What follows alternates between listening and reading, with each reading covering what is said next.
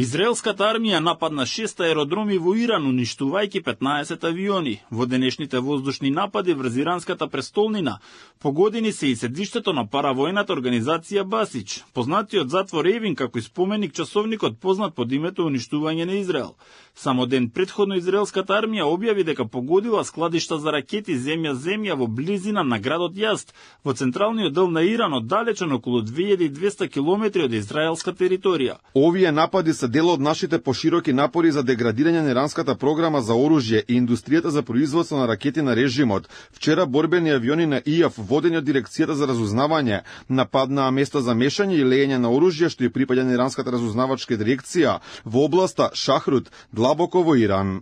Врховниот лидер на Иран Али Хамнеи го нарече Израел ционистички непријател кој направил сериозна грешка и тежок злостор и за тоа ќе биде казнет. Истовремено ги предупреди САД дека ќе следи одговор на американското бомбардирање на нуклеарните постројки во Иран пред 2 дена.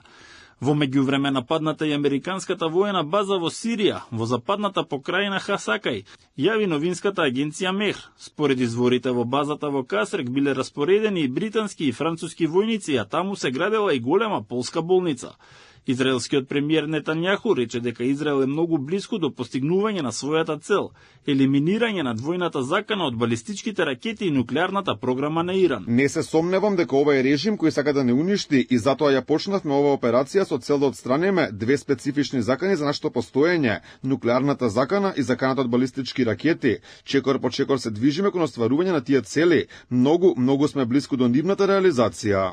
Американскиот председател Трамп вели дека доколку сегашниот ирански режим не е во состојба повторно да го направи Иран голем, тогаш можеби ќе биде потребно да се промени режимот во таа земја. Не е политички коректно се користи терминот промена на режимот, но ако сегашниот ирански режим не е во состојба повторно да го направи Иран голем, зошто не се случи промена на режимот? Рускиот председател Путин пак ги критикуваше нападите врз Техеран како неиспровоцирана агресија и додаде дека Москва се обидува да му помогне на иранскиот народ. Апсолутно неиспровоцираната агресија против Иран нема никаква основа или оправдување. Имаме долгогодишни добри и сигурни односи со Иран. Од наша страна ние вложуваме напори да му помогнеме на иранскиот народ. Една недела по започнувањето на нападите врз Иран, Израел има постигнато многу од своите цели. Водечки офицери од војската и нуклеарни научници се убиени, а ракетни бази и атомски постројки се оштетени, но подземниот објект за збогатување на ураниум во Фордо е надвор од дофат на израелските воздухопловни сили, а нема доказ дека ниту еден американски напад му направил посериозна штета.